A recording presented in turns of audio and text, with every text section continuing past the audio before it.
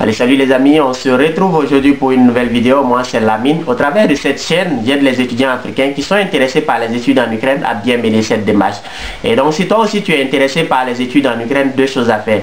La première est t'abonner à cette chaîne, activer la cloche pour recevoir une notification chaque fois qu'il y aura une nouvelle vidéo. Cela te permettra de rester informé en ce qui concerne les études en Ukraine. Et la deuxième chose à faire, c'est que si tu as déjà décidé de venir en Ukraine, c'est de me contacter le plus rapidement possible afin que je puisse t'aider à avoir une admission dans une université en Ukraine, t'assister dans la demande du visa et t'accueillir lorsque tu seras déjà en Ukraine. En tout cas, si ce projet t'intéresse, je t'invite à te faire accompagner par des professionnels dans ce domaine. Et donc, n'hésite pas à me contacter sur WhatsApp, sur Telegram, pour que je puisse effectivement t'apporter tout le soutien dont tu auras besoin pour mener à bien cette démarche. Alors aujourd'hui, on va parler du parrainage en Ukraine. Qui peut parrainer un étudiant en Ukraine? Donc, d'entrée de jeu, je dirais que le parrain peut être une personne physique ou bien une personne morale. Donc la personne physique, ça doit être un parent, c'est-à-dire le père, la mère ou bien la soeur, le frère. Donc ça, ce sont les parents directs. Et donc depuis cette année, en tout cas, l'ambassade a commencé à autoriser également les parrains indirects, c'est-à-dire ceux qui ne font pas partie de la famille proche. Donc ça peut être un oncle, ça peut être un ami, ça peut être une connaissance quelque part qui peut vous parrainer. En tout cas, cette année, c'est autorisé. Donc cette année, j'ai déjà 4 étudiants qui ont eu le visa avec des parrains qui ne sont pas partie de la famille proche. Donc la famille proche, comme je l'ai dit tout à l'heure, c'est le père ou la mère, le frère ou la soeur. Et donc l'année dernière, tous ceux qui avaient des parrains en dehors de la famille proche se voyaient leurs documents refusés. Mais cette année, en tout cas, l'ambassade a commencé à accepter les parrains hors famille, c'est-à-dire les parrains un peu éloignés. Ça peut être un oncle, comme je l'ai dit tout à l'heure, ça peut être un frère, ou ça peut être un ami ou autre. Donc ça, c'est ce qui concerne le parrain, on va dire le parrain physique. Donc le parrain peut être une personne morale, donc ça peut être une société également qui accepte de prendre vos études en charge. Donc ça peut être une société quelconque qui a un capital qui peut vous fournir les documents que je vais citer un peu plus tard dans la vidéo. Donc ça, c'était en ce qui concerne les personnes qui peuvent vous parrainer. Donc il y a certains étudiants également qui vont demander: est-ce que je peux être mon propre parrain? C'est-à-dire que si j'ai mon agent, si j'ai mon compte bancaire, est-ce que je peux me parrainer moi-même? Vraiment, c'est pas possible de se parrainer soi-même. Il faut obligatoirement quelqu'un qui accepte de vous parrainer, c'est-à-dire quelqu'un qui accepte de prendre vos études en charge en cas de manque de moyens financiers.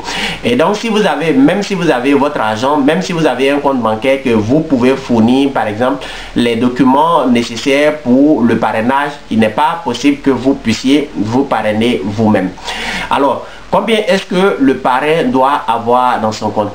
Quand on va sur le site de l'ambassade, il n'est pas indiqué un montant exact. Donc, sur le site de l'ambassade, il n'est pas indiqué que le parrain doit avoir 1 million ou bien que le parrain doit avoir 500 000 francs CFA. Mais en ce qui concerne les observations que nous avons faites au fur et à mesure, au fil des années, on est arrivé à la conclusion que le parrain doit avoir au moins 6 000 $ ou 3 millions de francs CFA sur son compte. Bien sûr, plus le parrain en a sur son compte et mieux c'est. Donc, le minimum que nous nous sommes fixés, c'est au moins 3 millions de francs CFA. Donc, soit 6 000 $. Alors, sur quelle base on a choisi ce montant?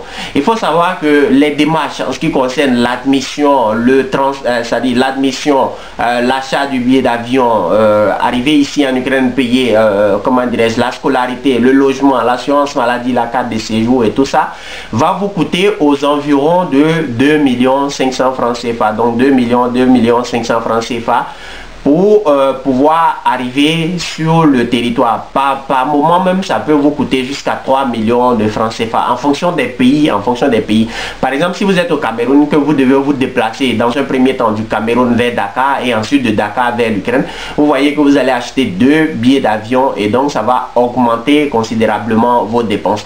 Les dépenses, ceux qui me contactent me demandaient le total des dépenses, c'est combien? On ne peut pas prévoir le total des dépenses avant d'avoir commencé les démarches. Ce que je peux prédire en fait, c'est la scolarité, le logement, l'assurance maladie que vous devez payer en Ukraine.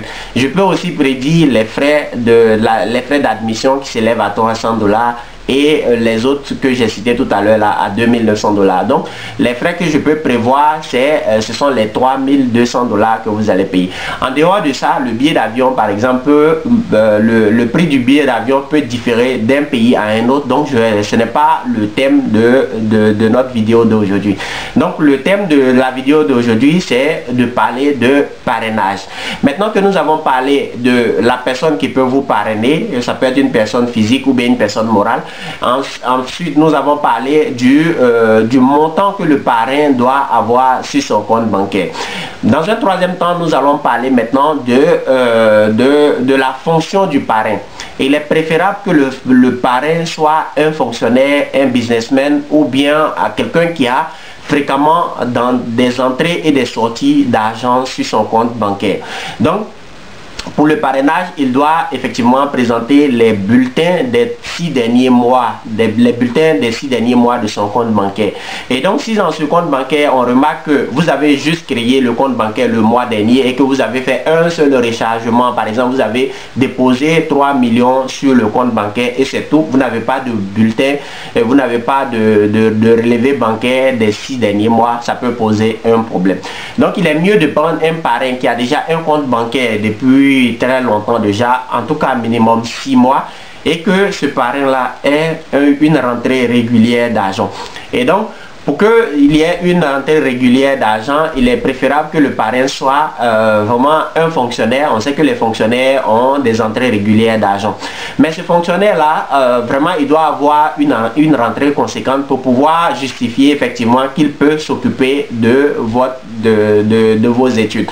Et donc, si votre parrain, par exemple, est un fonctionnaire et qu'il a effectivement un compte bancaire, mais il a un salaire de 60 000 francs CFA, par exemple, vous convenez avec moi que ça sera difficile pour lui de s'occuper de lui-même et ensuite de s'occuper de vos études.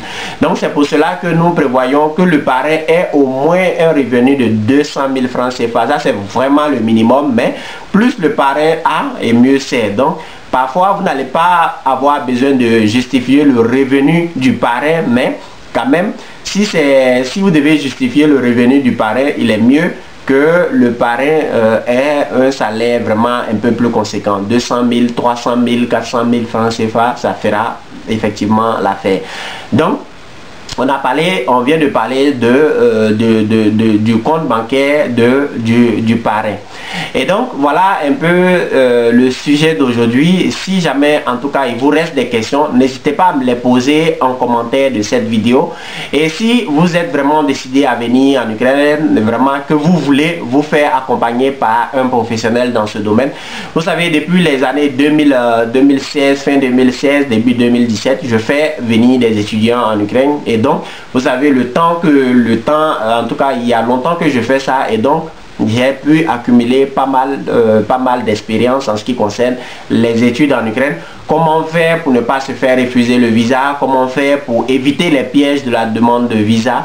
Et donc si vous avez besoin d'un professionnel dans le domaine qui peut vous accompagner et qui doit vous accompagner dans les démarches pour pouvoir obtenir le visa et venir faire vos études en Ukraine, n'hésitez pas à me contacter. Comme je l'ai dit tout à l'heure, j'ai toujours mon numéro en description de la vidéo et quelque part en haut ou en bas de cette vidéo, vous pouvez me contacter sur WhatsApp ou bien Telegram et je vais vous donner plus d'informations en ce qui concerne les études en Ukraine. Donc voilà, le thème d'aujourd'hui est terminé en ce qui concerne le parrainage en Ukraine. S'il vous reste des questions, comme je l'ai dit tout à l'heure, je vous retrouve dans les commentaires pour pouvoir apporter plus d'éclaircissement à ce sujet. On se dit à bientôt dans une nouvelle vidéo. Allez, ciao.